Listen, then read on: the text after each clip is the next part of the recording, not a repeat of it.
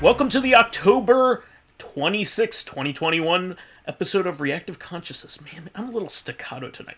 Our in-depth podcast about what happened this week in our lives and your lives. I'm your host, vysethebold, and this is... Lotus Prince. I am legato tonight. And Lou Fakafon, I'm mezzo piano. Perfection. Perfection. I need to look up what movie that's from, but that perfection meme. But yeah, this was a pretty crazy week, and a lot of bummer crap happened. We'll get to it at the end of the podcast, but Jesus, some really weird stuff. But first we'll get to Cole Cassidy. This was a also kind of a weird thing, but we knew it was coming. But Lotus, why don't you talk about this, because you're the one who broke it to me.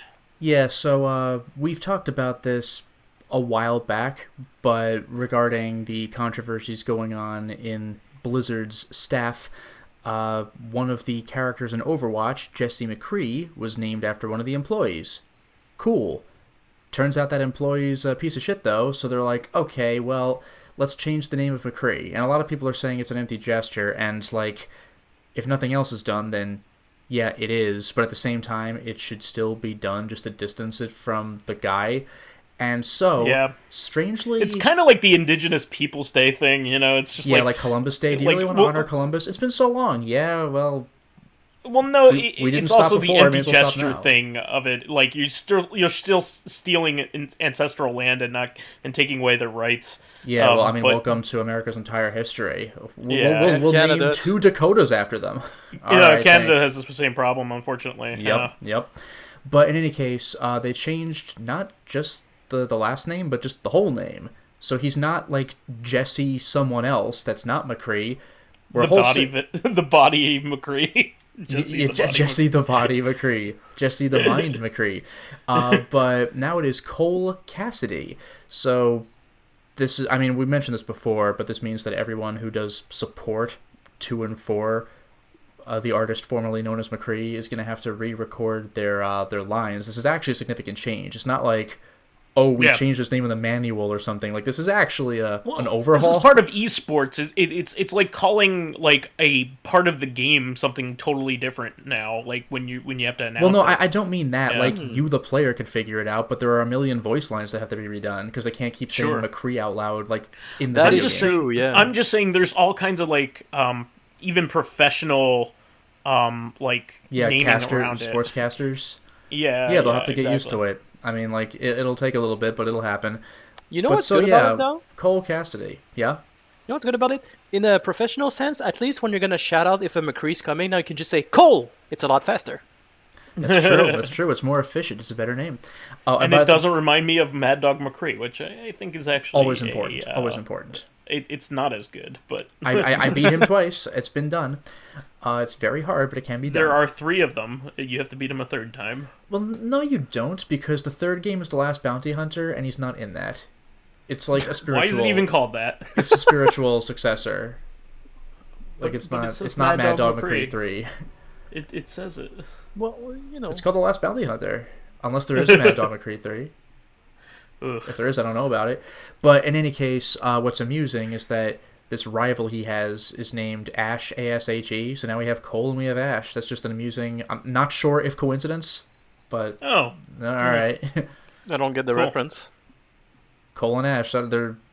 I don't know, when you burn stuff... like Cole! Oh, yeah, Ash. Okay, now I get it. Yeah, other spelling of Cole, yeah. Okay. Yeah, so yeah, Cole Cassidy, it's been done. So, hooray, we've done it. I prefer Cole Saw. Step 2, overhauling your fucking dirty employees in Blizzard. That'll happen. How about just, nuking the company and starting it over? You would just get rid of the fucking sex pests. Do it. And Bobby Kotick while you're at it. Well... Anyway, so the next thing that we're going to be talking about is I heard about this one.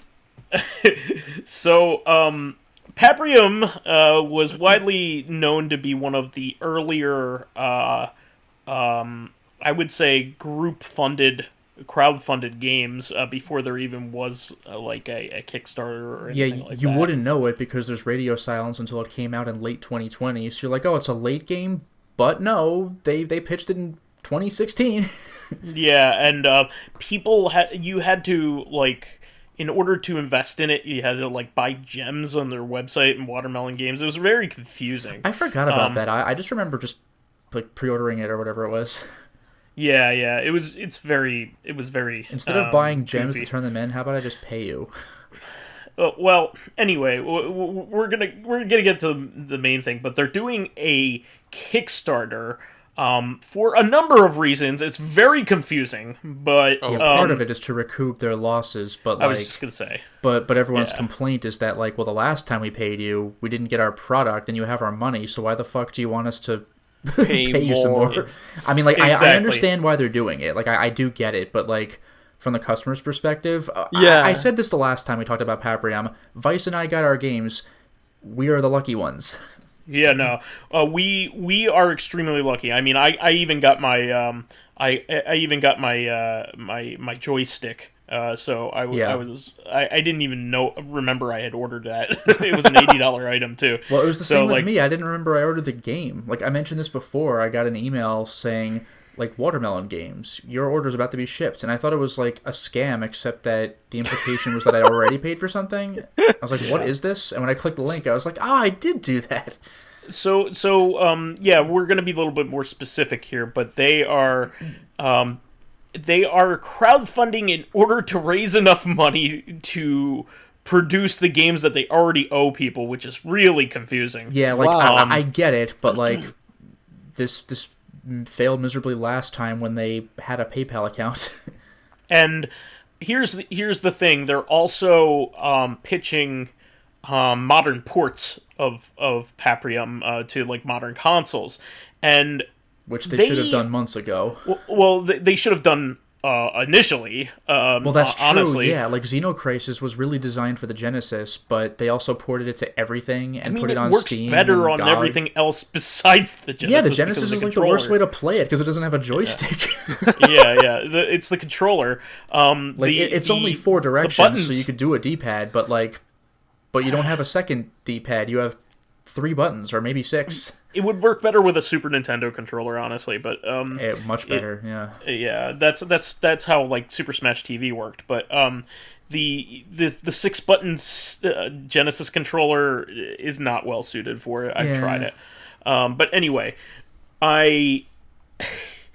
so this is just funny to me because I don't think they realize how much work it is to make a ton of different versions of something. Yeah, it's insane. Well, start with Steam and sell 1 million of them, and then work for your other ports. Start with one thing and then move on. Switch. This happened with Mighty Number 9. When exactly. When they had ports, like, we're going to do a Wii U port, like, well, they didn't.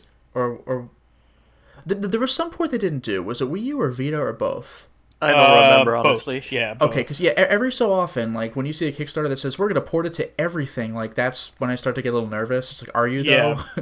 Yeah, I mean, like, the certain super successful ones, okay, they were the outliers, but, like, developing, like, for all those different systems at once is a really, really tough thing to do.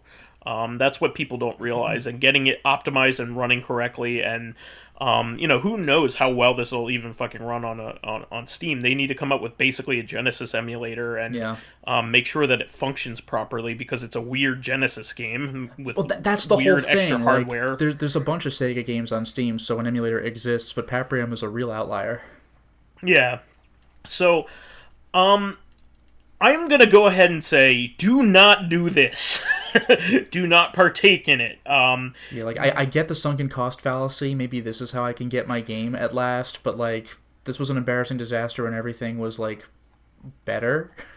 Yeah, I and also, like, their management is just insane. Like, they're like crazy people. Like Fonzie, I guess his name is. Well, it's just a crazy person. mainly him, because, like, the graphics guy, like, the guy who did the graphics was just, like, he's just over here. He seems like well-adjusted enough. He keeps things at arm's length with that stuff. But Fonzie's, like, getting in flame wars with the retro gaming community that's making fun of him, justifiably so, because he's weird and says all kinds of goofy shit. And intentionally vague shit too. Yeah, and also makes a lot of threats that, he couldn't possibly follow through on. And also just didn't give people the money, the game that they had paid for. He just hasn't done it because he didn't pay attention to his PayPal cases, and PayPal was like, "Well, you're a scam. We're keeping Yeah, everything." like I mentioned this before, but there are people on Twitter like, "Where's my game?" or I want my money back, and he's like, "You want your money back? Don't talk to me. Talk to PayPal. They're the ones who have it." And like, no, I'd rather talk to you. I didn't pay PayPal. I used PayPal as a conduit to pay you. Yeah, you got to make it good with PayPal, and he's probably just being a crazy person and not talking to them well. So, they probably don't want to have anything to do with him anymore. He had actually responded to a tweet of mine like several months ago where I was like, "Have you ever considered trying putting the game on Steam or whatever?" And he said something like, I forgot the wording exactly, but he was like, "Well, how do I know I could trust them not to take my money too?" It's like I think Valve's legit, dude. Yeah. I mean, like, everybody deals with them, and there really aren't too many people that complain about putting their game on there. A lot of people see it as a godsend. Yeah. What was that? At least not money-wise. Yeah. I mean, maybe getting lost in there because there's just so much bullshit on Steam now. Yeah. Like there's certainly no curation, which is a big problem, for sure. But in term and visibility, of course, they're not going to like pimp your game unless you're like unless you have some kind of clout.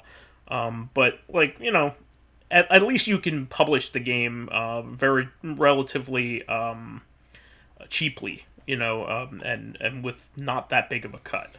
So anyway, like I said, I can't in good conscience say go ahead and do this. As much as I want to see the game on Steam, and not hampered to working on a 30-year-old piece of hardware. Yeah. And Steam would be especially good because you can mod it so it doesn't lock your save file when you complete a run of the story mode. Yeah, I mean, and also the game is unbalanced. It does need to be updated. That is another thing he did mention, is that there are going to be like bug fixes to the game and balance updates, which also means that the people that originally ordered their game won't have like the updates, which is.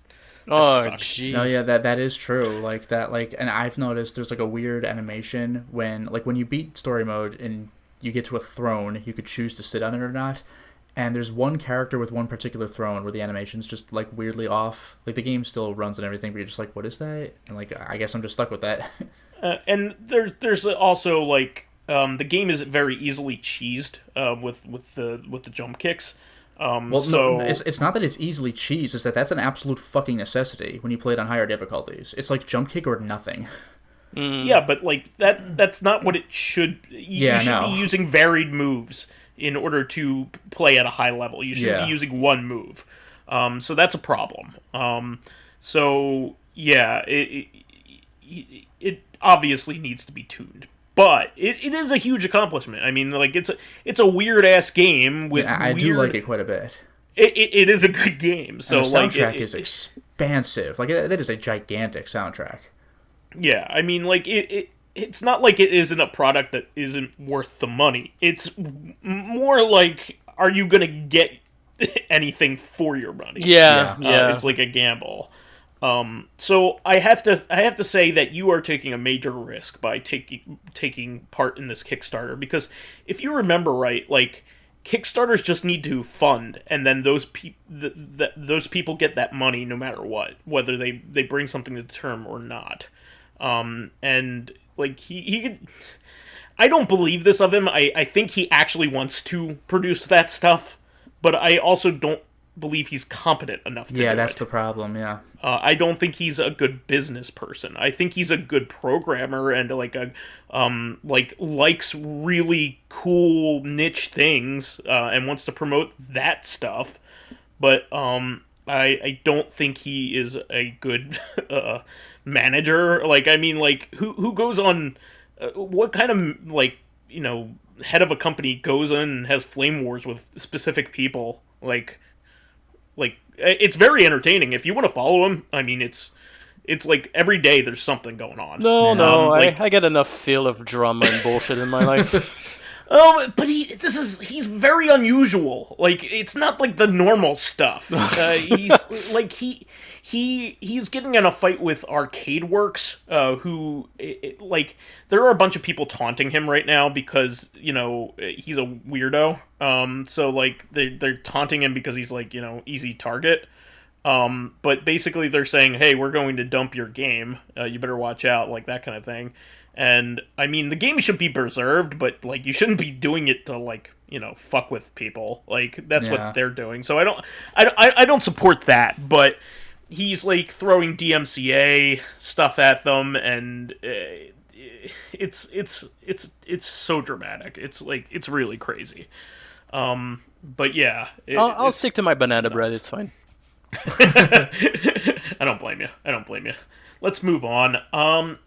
Something a little bit more positive here. Limited Run Games is doing something quite cool. They're doing a retrospective book of their complete run, Volume 1. Oh, so, and they did make a point of pointing out, by the way, because this seems like low-hanging fruit, this is not just like a I think this is the exact word they use. Like, this is not a self-congratulatory book. It's not about like, look at how far we've come. Like, it's supposed to be a comprehensive book about the games. The actual games themselves. Well, yeah, it's apparently an in-depth look into the games themselves, rather than like, this is where Limited Run Games all got started. It's like, I don't know. I get the feeling it might be kind of like a Hardcore Gaming 101 book, except there's no theme with the games, except that the theme is things that Limited Run Games released. Well, do you know who's writing it?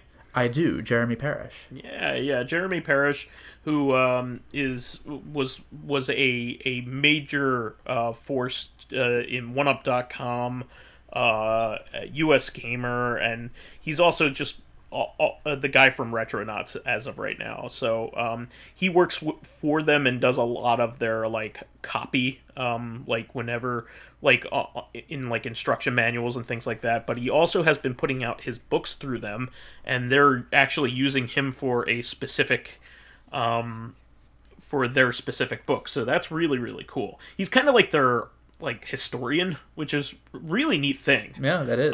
Especially considering the eclectic amount of games they got, because they're not doing things like, I think we should do this game. Like, they have deals with companies and things like that, so like, you don't know what's going to come out next. Exactly. So I think it's well worth, especially if you collect limited run games. I mean, having this as a companion piece to your collection is a really cool idea, because it gives all kinds of background to all the games and all what they are and all that like stuff. And again, not quite the same as self-congratulatory, but they also made a point, like, this is not a coffee table book. This is something you'd actually read. Yeah, I love stuff like that. I love these kinds of books where, well, you know me, I love anything game design, so anything about like the history or the inner workings of games, I love. Yeah, I'm a big fan of Hardcore Gaming 101's books. So this is like I've gotten every single one of Hardcore Gaming 101's books. Nice. Yeah. And I was able to put in the pre-order for the second wave of that Japanese RPG book, so I'm very excited. Oh yeah. Kurt, I'm actually good friends with the author of that book. I will be seeing him on. We will be seeing him on Friday. Actually. Yeah, he lives probably like an hour-ish, maybe a little more from me. So maybe about double that for you. Yeah. He's going to be at my wedding. So I mean he was very proud that book sold as well as it did. It sold out in like a couple days, I think. And like so. there are lots of products that you would expect to sell out, but like a book, niche. And it's like a book that he and collabs wrote. Like you never think that like my product is gonna sell out, and not only did it, but it sold out within like a couple of days. It's like, that's like shocking for a book.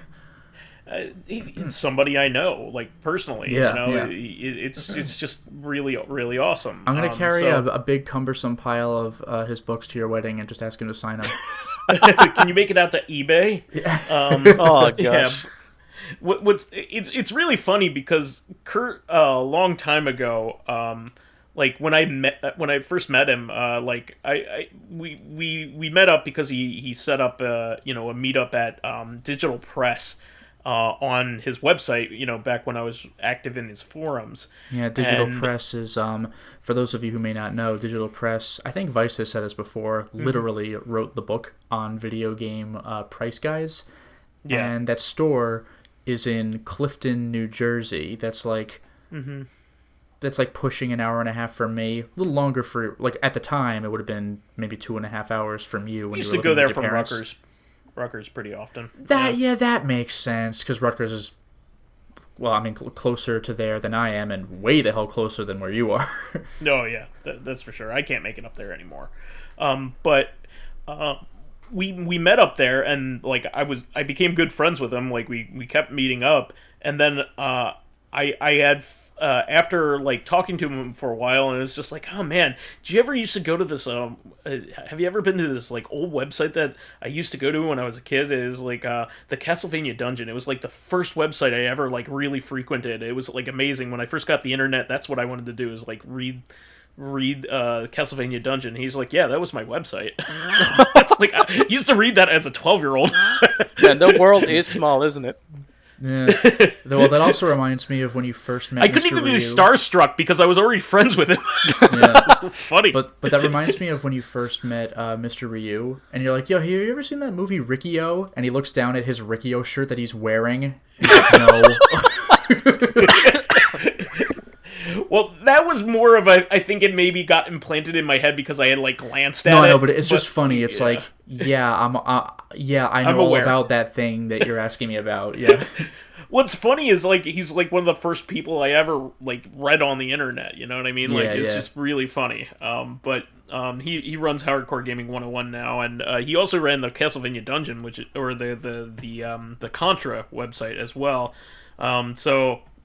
It's like, I used to go to his websites all the time. It's so funny. But yeah, good stuff. So, get that limited run book. It looks awesome whenever that goes live. Also, next, we have here Grasshopper Manufacturer, which is Suda51's company, has now been acquired by NetEase Games. So, I don't know if people knew this or not, but I believe Tencent owned a big I was going to say, like, I did not know about Tencent, but I did hear that it was, like, a Chinese gacha company, so everybody who saw that announcement was like, well, rip Grasshopper. Oh, well, I'd rather a Japanese gacha company own them rather than Tencent. I know, like, Tencent's like stop picking up all this cool shit. Tencent is like... Huh? No, I'm just saying, stop picking up all this cool shit. It just makes me think of, like, EA. I don't want this to be an EA situation where they buy every company that exists and just runs them into the ground. Yeah. Yeah. Well, Tencent's just, like, I think everybody kind of hates Tencent, too, because, like... Every time I hear about Tencent, the only thing I hear is, like, horrible shit, so it's like, oh. Yeah, I get the feeling they're kind of like a sweatshop of game making. So, like, I don't really want... that like in the companies that I love, but I mean, we wouldn't have was it what's that free to play game that was it the free to play game that Grasshopper made, the one with Uncle Death? Yeah, I know what you're talking about. Let It Die wouldn't have been made without them. So I mean, they did serve a purpose, and they put out some good titles while they were with them, but I think this will probably be a good fit. And it also doesn't mean that they're going to be shackled to gacha games. It just means that maybe they're trying to diversify. So, like, you know, it's gonna be okay. I don't think Suda51 is going to force himself to make shit that he doesn't want to make anymore. He would probably leave before that, so... you know, he's just the kind of person that wants complete, like, creative control over the weird shit that he makes. So, But I'm not worried. I really am. In fact, I think it's better than like I said, Tencent owning them, because Tencent's just I just view them as slimy. But anyway, so this is pretty cool. But Fatal Frame 5 has used to have a Nintendo specific bonus like costumes. Oh yeah, for the Wii U, yeah.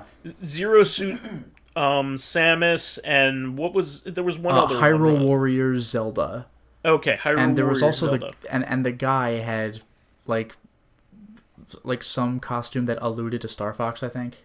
Oh, okay, gotcha. But yeah, and that itself, by the way, was a form of like censorship that people liked, because otherwise it was just everybody in their lingerie, and it's whatever. Yeah. I don't really care about that. I like the fan service better, but or the family. Yeah, I was gonna say different kind of fan. If you service. like fan service, it's hard to talk about fan service because it means two different things now. Yeah. I meant the video game fan service, but anyway. But obviously that can't be the case with a multi-platform game, because Fatal Frame 5 is coming to basically everything you could think of. Yeah, well, the same thing happened with Fatal Frame 2. Like, there was Ayane and Kasumi costumes for the twins, but Xbox only, because obviously that wouldn't have made... Mm-hmm. Well, I guess that theoretically could have worked on PS2, but... yeah. Well, Dead or Alive was highly associated with Xbox for a long time. Yeah. So was Team Ninja games in general. Yeah. So up until Ninja Gaiden 2, probably. I would say like DOA Beach Volleyball 2, DOA Extreme 2 was probably the last exclusive game. But they made a lot of games because Itagaki really loved it. DOA 4 was Xbox only, I think, 360. That sounds right. Okay. Yeah, no, you're right. But I think that was the last. I think Ninja Gaiden 2 might have been the last one. But anyway, okay. I forget the time frame, because Ninja Gaiden 2 was a 360 game. So anyway, so yeah, there are new hats. Instead, one of them is a witch hat, which that one's pretty self-explanatory. But you know what? One of the other hats is, Lotus. No, I didn't know about the hats at all. Oh, okay.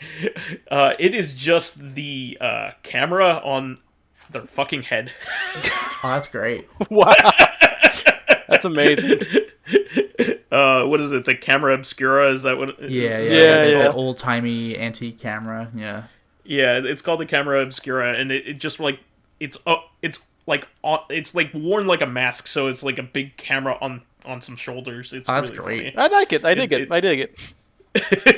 It's really goofy looking, but I like goofy, especially if it's a reward after something that's very serious. Yeah, it's like Silent Hill. Like, what a serious game, but once you've played it before, then you already know what's happening, so it won't impact you as much. So, there's a UFO ending. Why not? Yeah. A goofy dog ending. Yes. But anyway. And then Strictly Limited has announced actually, I think they have their pre-order going on right now for these. Cotton 100%, which is they do. Super Famicom game that is finally making it west, and Panorama Cotton, which is the Mega Drive game. They are two separate releases, which a lot of people were surprised about, because it's a Super Nintendo ROM and a Mega Drive ROM. Like, you don't need to put those on two different things. Yeah, that's... they were, a lot of people were hoping, hey, can we just give you $60 and get these two games? I mean, that's already a lot to begin with for two old games. But yeah, I think it's pretty cool, because like Cotton has been overlooked for so long, but this is that horizontal shooter, starring the little witch girl. Oh my god! Okay, I think I know what you're talking about now. Yeah. But it's these games are not as good as the arcade game. They're kind of side games. Cotton 100% is a console exclusive game, so it's pretty good. But the Genesis one is like completely different. It's like Space Harrier or Burning Force or whatever. So yeah, it's just kind of weird, but I guess if you're really into collecting cotton stuff, it's cool to have like 2 new things to get, but I don't know, I'm staying away from it, especially considering that the last cotton release was very disappointing. The Cotton Saturn Tribute collection was botched very terribly. There's something like 12 frames of lag in each game. Wow. And in a shmup, that is inexcusable. So, yeah, I mean, the games on the Saturn themselves were laggy to begin with when they got ported to the Saturn, but then this is a port of that port, and it doubled the lag. So cool. Yeah, it's inexcusable. I mean, it's kind of cool that they made a Saturn emulator for the Switch. I mean, that's cool, but if it doesn't fucking work right, when it's a commercial product, I don't think you should be releasing it. I can understand it being a little off, but that's inexcusable for a shmup. Shmups require accurate timing, and are the high level players are very susceptible to lag. You're good probably up to 4, 5, 6 frames of lag. That's pushing it. It'd be better if it were 1, 2, or 3. But 12? Get out of here. No. Moving on from that, the definitive version of Corpse Party is now out. I'm very excited about this. It's on Steam and GOG, so now the whole Corpse Party set of games is on PC. So this means we've got old school Game Maker Corpse Party as like a historical and that's curiosity. Cool having that as a bonus, Yeah. That's cool. We got the first one that ever came out in the States, known as Corpse Party Blood Covered. It wasn't called that in the States. It was just called Corpse Party, but technically it was a PSP remake. And now it's on PC with the extra 3DS content, so it's saved in the 3DS, and apparently it has extra content on top of that still. Two different characters. Yeah, so I'm curious. And of course we have had Book of Shadows, which plays better on PC because you have mouse support because it's a VN. And you have Sachiko's Hysteric Birthday that finally made it out to PC a couple years ago. That was the one that was too obscure for even XC to localize until more recently. And we have Blood Drive, which has to play on PC better than it does on the Vita, because I Let's Played all these games except for Hysteric Birthday, and let me tell you, man, there's one large room. It's just a very large room in the Vita version, and whenever you enter it, it was like 12 seconds of loading. And it's like I would assume the PC version. Yeah, no, the PC version is good. Yeah, because the game was all right, but like that one room, like geez. And there's also 2, right? Corpse Party 2. That's a good point. I forgot about that one because it's like episode 1, yet. But like that's been the case for like 5 or more years. It's been a long time. I don't know what's happening with, and I don't even know if it's same universe. Like it stars a particular, like I think it's Ayumi, but I don't know if it is the Ayumi from the first games, or if it's an alternate universe or what. But I don't think Corpse Party 2 is a canonical follow-up to Corpse Party 1. So I'm curious as to like what that means. I think it's kind of funny because maybe it's kind of like that situation with Paprium where they're like, we're out of money, what do we do? Well, let's re-release the first game with some updates and try to sell it again. Well, I'm okay with that because that game's been trapped on PSP and 3DS. Yeah, like... And a horror game really make it more accessible. And by the way, assuming the audio still works the same way, as someone who hates headphones, play that first Corpse Party with headphones. It's an entirely different experience. It's made for it. But yeah, I mean, it's a better experience, obviously, on a bigger screen. I mean, come on. Too. But and again, it's just more accessible. You don't need to like open the Vita store to play Corpse Party. What was cool about this release is that they also made it part of like a Corpse Party bundle on Steam. So if you already had the rest of them, you got a discount on the new release as well. Yeah, that's pretty nice. So like I got a couple bucks off for completing my collection, as it were. So I'm excited about that. I think GOG did the same thing. Although I don't know if that was for that reason or if it's just because it's a launch title. Quick, 10% off or whatever it was. Yeah, might as well. Yeah. But yeah, I mean, it's in time for Halloween, so why the hell not, right? Yeah. And fair warning for those of you who don't know Corpse Party, that game... It's trigger not, warning on that. It's not visibly gory or anything like that, but the voice acting, even in Japanese, the voice acting is like bone chilling, and the descriptions, like you don't need visuals with some of the descriptions in that game. One of the most uncomfortable scenes in the game is like a black screen. It's a disturbing game, and the voice acting it reflects that. Yeah, it's not particularly scary, but it is very disturbing. Absolutely. Moving on from that, Hamster, who has been making the Arcade Archives releases, which have been fantastic, by the way.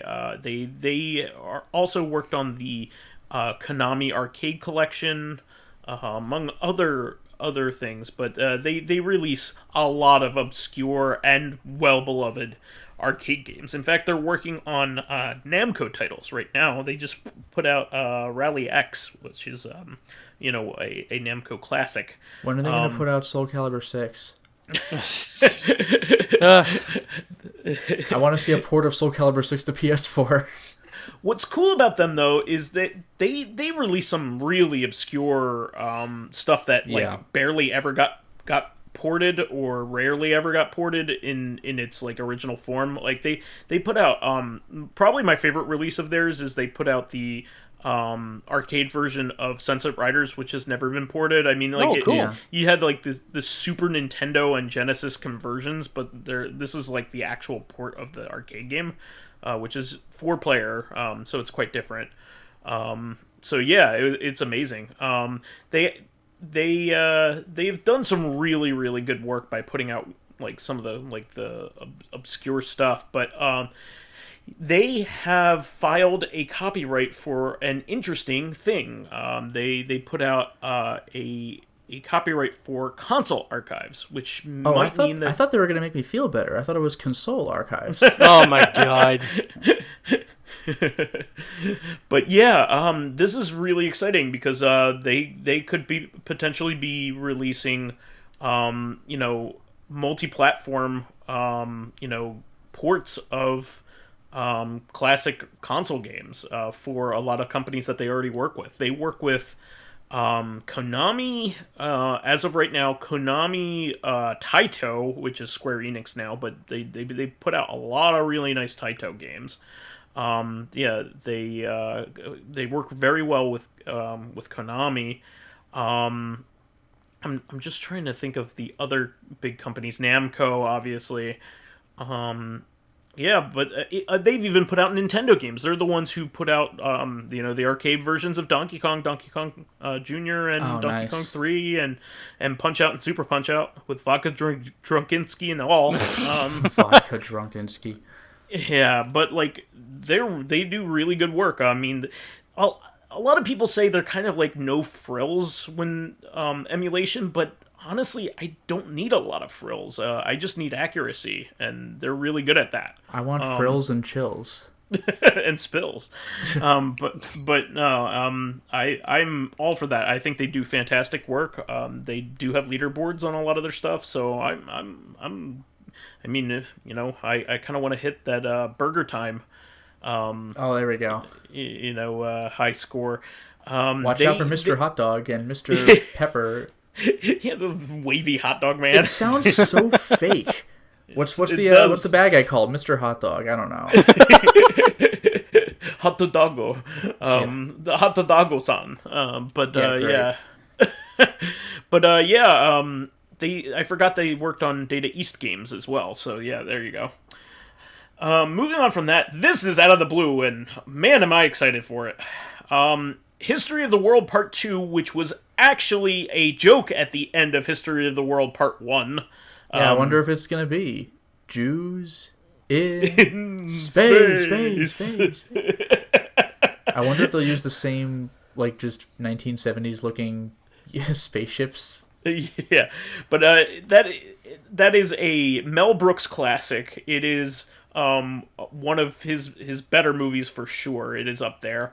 And it's really funny. It's good to be the king and all that stuff. I was going to say that. Yeah, it's good to be the king. Yeah. By the way, here's a fun fact. Here's a fun fact for you regarding the Jews in space scene. Like, I don't know when you last saw that scene, but did you ever notice on the spaceship there's a part where you can clearly see Hebrew characters on the outside? I just know that it's the Star of David, but well, they have that. The ships are like shaped. The whole ship is shaped like that, which makes no fucking sense. It's really funny. What do you do with that? But there's a part where you see them firing their little lasers, and there's clearly Hebrew characters printed on the outside of the ship, and it says kosher. Thanks for that. Nice. Yeah. If you cared enough to translate this, if you didn't already know it, it doesn't even use vowels, but even I could figure it out, because that's the part that's frustrating with Hebrew, is a lot of it, like, if you're good, you won't use vowels. It's like in English, you could figure out what sentences say without vowels, but in Hebrew, it's just common to write that way. So it's like, you should know this by now. Like, vowels are for, like, I don't know, like younger people or whatever. Wait a minute. I didn't know languages had difficulty levels. I guess this one does. Like a lot of it's like implied. It's like that's the newer form is with vowels, right? Is that what you're saying? I don't know about older or newer form, but I know that when I learned it in like Hebrew school, we had vowels. But then when you see it printed on buildings and shit, like they just don't have vowels. So I'm like, I like, if you knew Hebrew, you'd know how to read this. But guess what? I don't know Hebrew. I only knew how to like pronounce it for a bar mitzvah. Sure. So like, but you didn't know what it meant, right? But when you only have like 4 letters, K, SH, like R, okay, I figured it out. I got that. Yeah, that I know. Maybe it was quiche. Wow. Who knows? With an R, yeah. Man, I want some quiche. Sorry. With some sausage? Oh, that'd be great. Anyway, but so Mel Brooks is one of a living legend, has been around forever. He's like 90 years old, and he's going to be writing and executive producing a Hulu TV show called History of the World Part 2, which that's pretty impressive. I don't think anybody ever expected him to make another thing. I thought his final project was going to be like Spaceballs 2, The Search for More Money. Oh, I'm still waiting for that. Search for More Money. I am still waiting for that. Well, they did do a follow-up to Spaceballs, but nobody counts it. Oh, the cartoon show. There was a cartoon show? Oh, yes. Yeah, I remember. It's bad. Yeah, it's like a Flash cartoon. I remember I actually started watching it with, I forgot who. It might have been with our friend Luminaire or something, but like the first scene was just straight up the first scene from the movie, except with Flash animation. I'm like, well, I don't need to see this.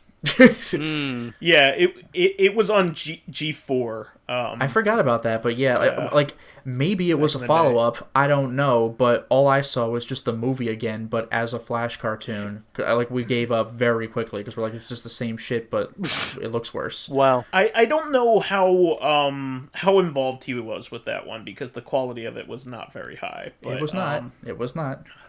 But does anybody know the last movie he made? No, I don't. I don't know if he made it, but like the Broadway musical movie version of The Producers. No. I'm not counting that one. I'm not counting that, because that's basically a remake, right? It is a remake. I mean, it was a stage adaptation, but like a movie adaptation of the stage adaptation of the movie. Yeah, exactly. The movie, the game, the movie. Yeah. It is Dracula Dead and Loving It. Oh, yeah. I in the 90s. Didn't care for that, yeah. Yeah. Actually, a lot of people are saying it actually aged better than you think. Oh, good. I mean, I might need to go back and watch it again, but I remember I wasn't into it when I first saw it. Me too. But I think it also really helps to watch, Francis Ford Coppola's Bram Stoker's Dracula, which I had not seen at the time. Oh, you hadn't? I hadn't because I was young at the time. Well, I recommend it, Lotus. It's if you're in for a weird ride. Yeah, it's good. I don't know about good, but it's unique. So you need to watch it. Right? It is worth watching, is what I would say. It's very odd and tonally very disparate. Like it's very good in some parts, like excellent in some parts, and then it's just fucking campy as shit in other parts. Was that a joke? Excellent. And Keanu Reeves probably has his worst acting. He has. I've seen clips. He's got some pretty wooden acting in that. It's probably the worst he's ever. Which is ironic considering how whoa he was in Bill and Ted. Yeah, but he was really good in his other roles at the time. I mean, Speed's a classic, right? Yeah. That's Die Hard on a bus, but it's really good. Keanu Reeves isn't known for his acting. He's more known for his action roles, right? So I mean, but I think he's most famous for Johnny Mnemonic, which I have not seen. Yeah, me neither. But I mean, he's become a better actor over time, which is pretty cool, and he's kind of just settled into himself. But at the time, that role felt very forced, and his English accent is god awful. It's bad. Yeah. At least it existed, whereas Kevin Costner's did not. Robin Hood Men in Tights made fun of that, which that was a joke I did not get when I was a kid. Unlike other Robin Hoods, I can speak with an English accent, and that confused me because I was. And that line confused me back in the day because, number one, I didn't get the reference, and number two, I'm like, but you're not speaking with an English accent. Cary Elwes was speaking with a British accent. He's British. But fair enough, I guess. But it didn't sound British. I don't know.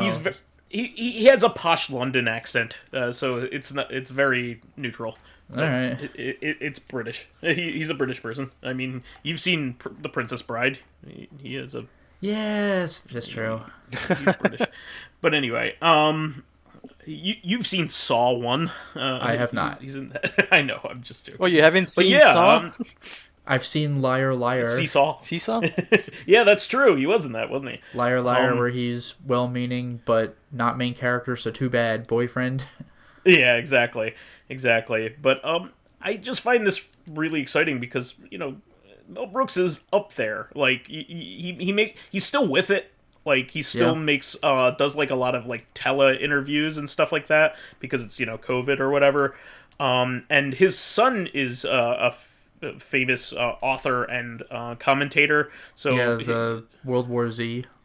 Yeah, Max Brooks. And he's on Real Time with Bill Maher pretty frequently.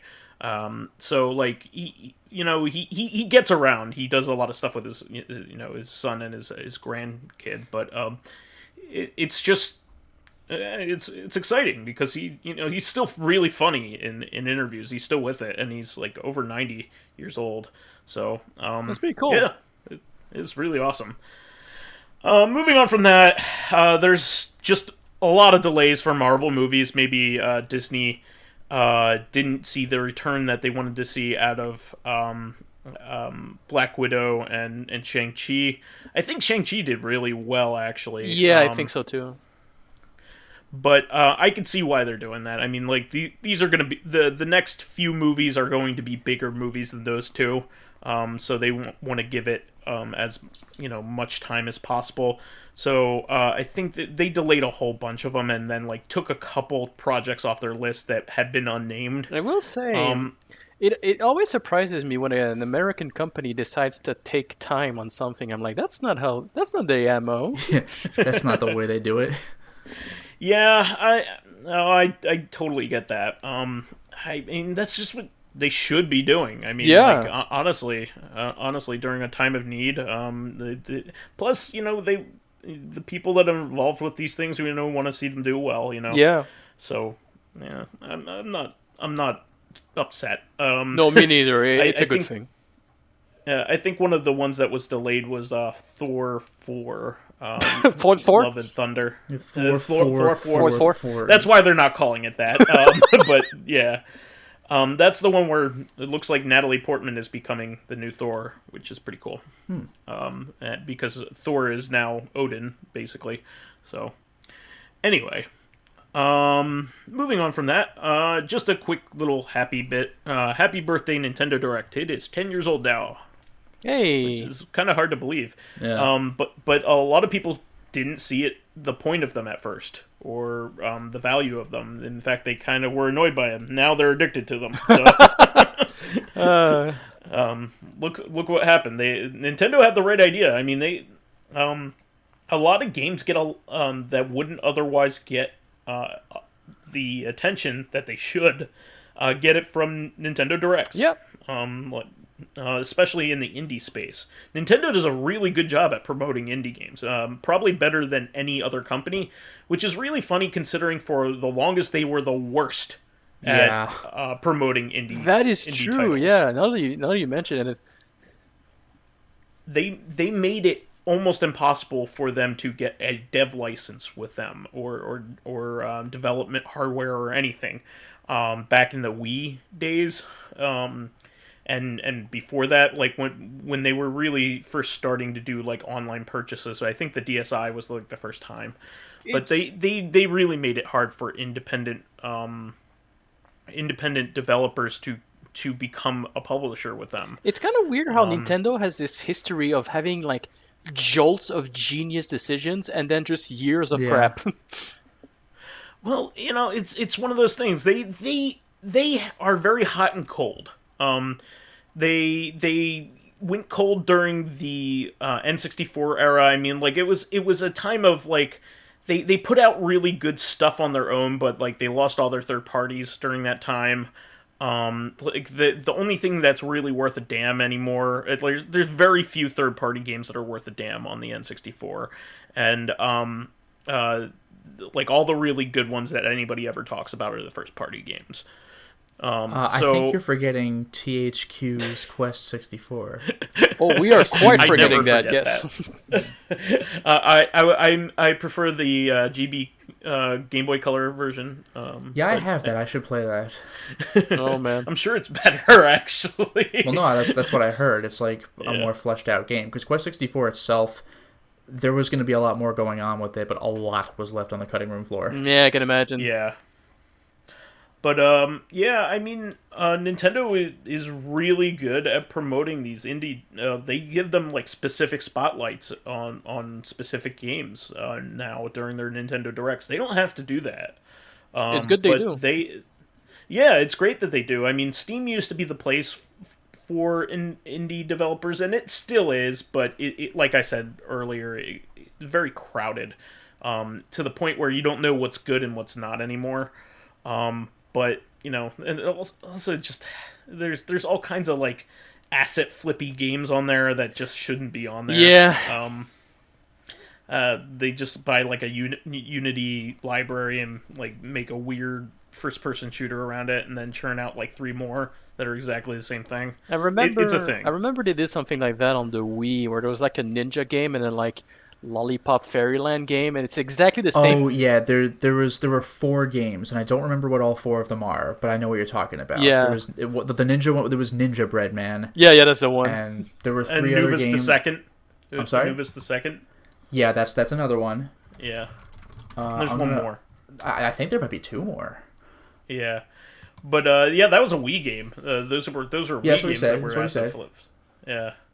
But but those were literally identical games with different skins. Yeah, like that is like actually the same game with the same level design and everything. It was pretty terrible. I mean, Ninja Bread Man is a pretty genius name. It really is. So here we go. Anubis 2, which you already said, Rock and Roll Adventures, and Mythmakers, Trixie, and Toyland. There you go. Those are all the same game. Yeah. How could they get away with something like this? Seriously. Like I knew about this because I saw the Game Grumps playing these games because they were looking for like just cheap shovelware titles for like their like Christmas run or something, and they played 2 of those. They played Trixie and Toyland and Ninja Bread Man, and I forgot the order they played them in. But like you could hear their like slow realization. Where they're like, I know I've seen this before. Yeah, it was amazing. Yeah. And I think the funny thing was when they Googled it, I think Dan realized that like one of the companies. Oh, they didn't do this on purpose. Wow. No, it was an incredible coincidence. So they were like, wait a second. But what's really funny is that the publishers, like, it's different publishers for different regions. So this is just a coincidence on North America's part. But in North America, the publisher is Conspiracy Entertainment. That's kind of fantastic. Like, that's really funny. Wow. That's really amazing. But yeah, I mean, there is a fair amount of shovelware on the Switch. That is a thing. They curate it better than Steam, but there's a lot of junk on there. But you can usually tell what's junk and what isn't just by looking at it. There's a lot of like fake hentai games on there. Yeah. It's just like games with busty ladies that are rated teen. Yeah. like just like visual novel dating games with busty ladies, and like, why would I play this? I'm here for the story, I swear. Yeah, but like if you're buying that, I'm not judging you. You want the full thing. You don't want like a teen. You don't want like a sanitized, like, oh, I'm just looking at this busty lady. Like, you want to, you know, the full experience, if you will, I guess. But I don't know. Maybe somebody's into like these sanitized, like not hentai games. But I don't know. I don't get the point. I mean, it's like drinking decaf coffee. I don't get that either. I mean, I love coffee. I love the taste of coffee, but I'm sure as hell not going to drink it without the caffeine. It's just the taste without the energy. Yay! Yeah, I don't get it. I don't know who these people are who want to drink coffee and then go to bed, but I don't know. But moving on. So yeah, we knew about this for a long time, but they have announced in the past that there was going to be a John Wick prequel series called the Continental. This was a thing that's been kicked around for a long time, even before the third movie came out. Yeah, and the Continental, for anyone who does not know, is the name of the network of hotels where they're kind of like assassin safe houses. Hub bases. Yeah, they're like shelter areas and like safe zones for the apparently many assassins that exist all over the world. Apparently, I think they've gotten to the point where potentially anyone in that universe is an assassin. Like, too, it was like a joke. Like everyone in New York City, like who are they assassinating? Like each other? I guess. Not only that, but like bullets everywhere and nobody gives a shit. Like, and not only that, but when there's like thousands of assassins, like, who are you hiring? Yeah, the best like, one. Number 143? Like, how do you pick one assassin over another? Yeah, the story of the John Wick movies is getting more and more intriguing, and they aren't answering shit. Yeah. Well, the next movie's the last. I look forward to it. But yeah, no, I'm looking forward to it. Actually, I'm really looking forward to the fourth Matrix movie. That looks actually pretty yeah, awesome. I'm curious. But yeah, they have like. They might even be able to redeem the series by putting the last two movies in a different context. You know what I thought would be brilliant? Yeah. Is if the fourth Matrix movie were a reboot because they literally rebooted. Yeah, no, I think that's the point. The point is that the Matrix, if you watch the third movie, or is it this third movie or the second movie? No, it's the second movie. They start talking about it, how it's a cyclical thing. Like, this is another iteration of the Matrix. Yeah. Yeah, so it's perfect for a reboot, and there are other famous things that have time loops. I'm not going to go into them because that's definitely spoilers on a couple different things, but it's cool to leave it open for that. It's like, hey, this is another revolution. What are they going to do with this version of it? So that's pretty cool. But this is a more than questionable choice. They are the only person that we know of that is attached to it. Probably Winston is probably attached to it, and probably the butler. He's probably attached to it. Freaking excellent. Oh, his name is Charon, right? Charon. I don't remember because they probably say his name like once in the entire thing. I just knew it was the guy behind the desk. I think in English he's Charon, the dog of Hades. Yeah, I think it's pronounced. Oh, okay. I'm not. Well, no, Cerberus is the dog of Hades. Cerberus is the dog, ferryman. And Charon is the one who gets passage. I think. Yeah. Yeah. No, you guys are right. But he's Charon. But yeah, he. I imagine both those guys are attached to it, but that hasn't been confirmed, so don't go after me. But, Winston's I love that.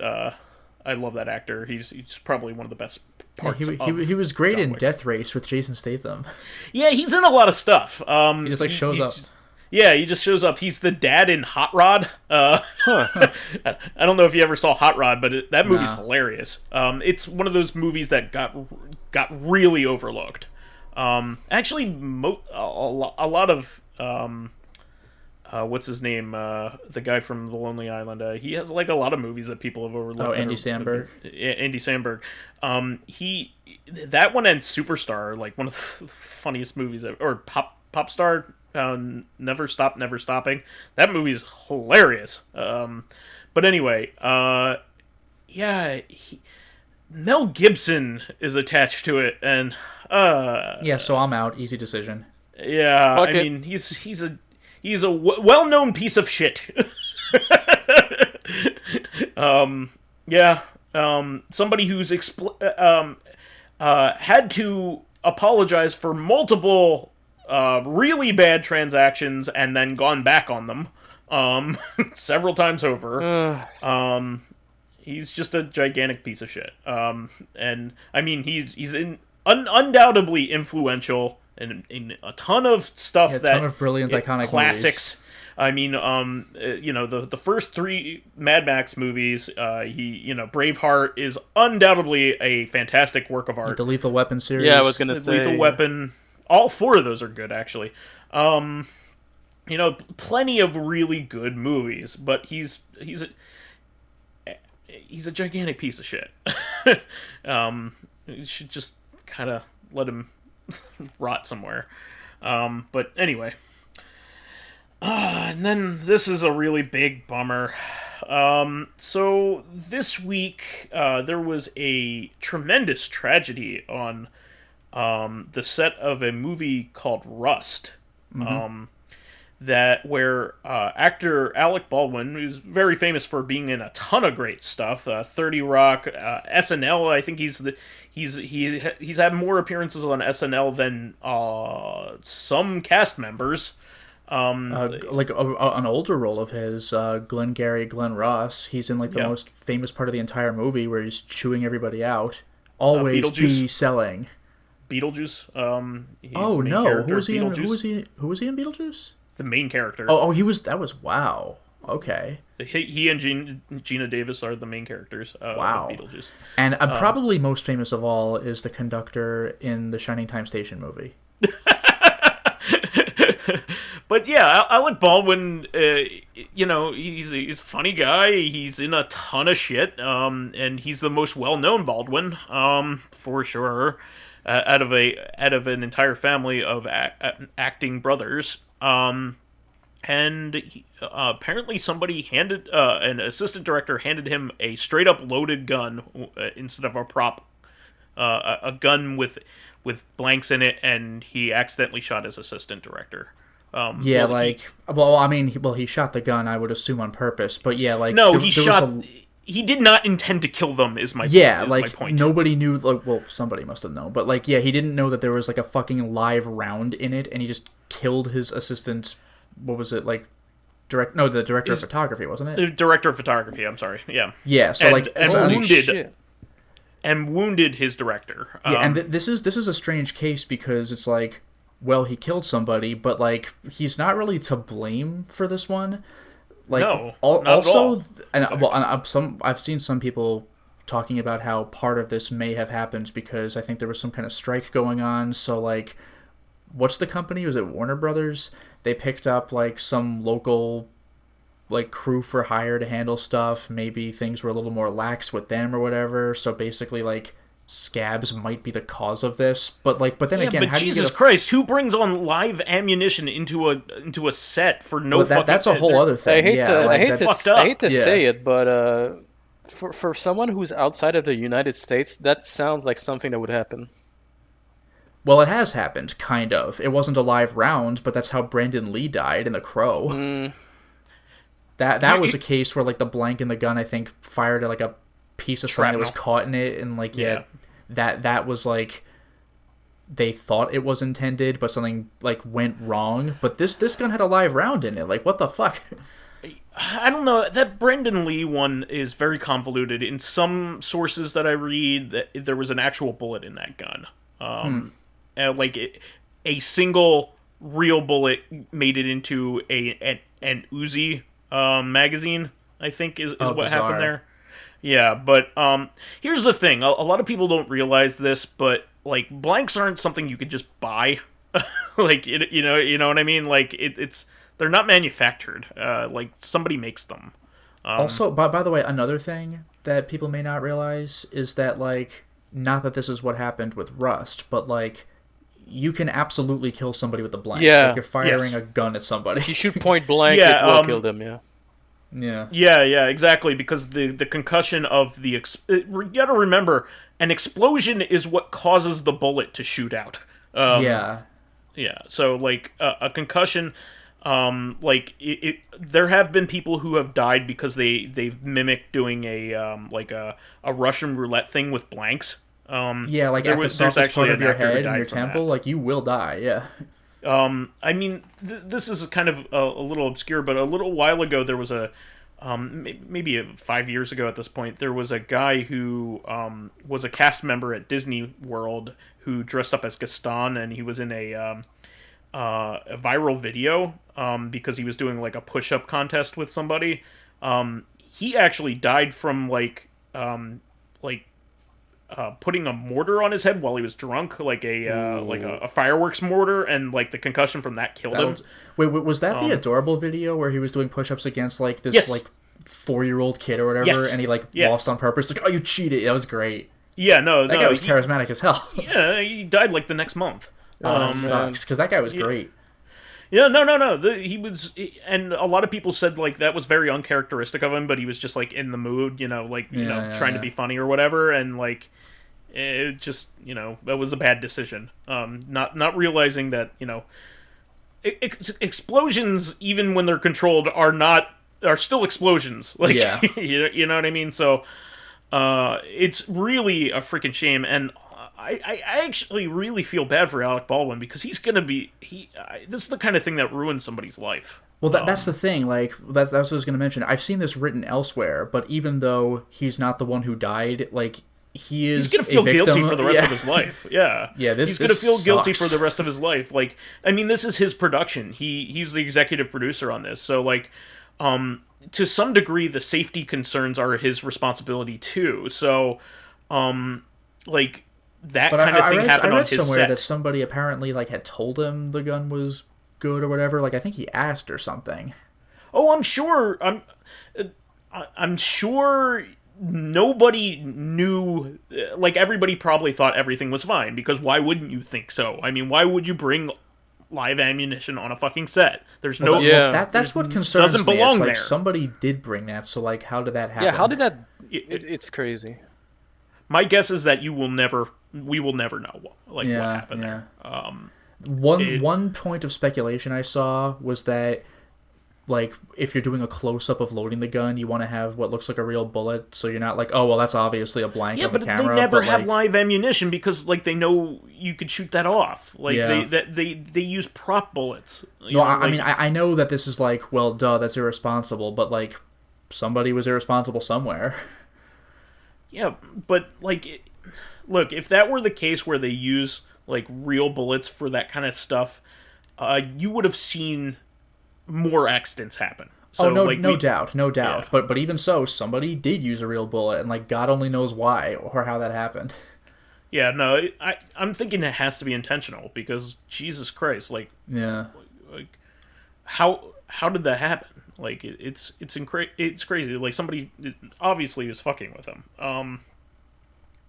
but very tragic. He killed people he was working with that he was close to. He obviously hired these people because this is his movie. Like he was executive producing it. So this is really a big shame. Awful. And for somebody who's funny and has a lot of charisma, like I could see his confidence being completely rocked by no kidding, like this. Yeah. And that's something that Alec Baldwin is known for, is that like confident way that like of smug speaking. like on 30 Rock. Yeah. That's what he's known for. I can only imagine what the fuck he's going through. It's crazy. Ironically, the movie is about somebody accidentally getting shot. Oh, no shit. Yeah, no. Well. No shit.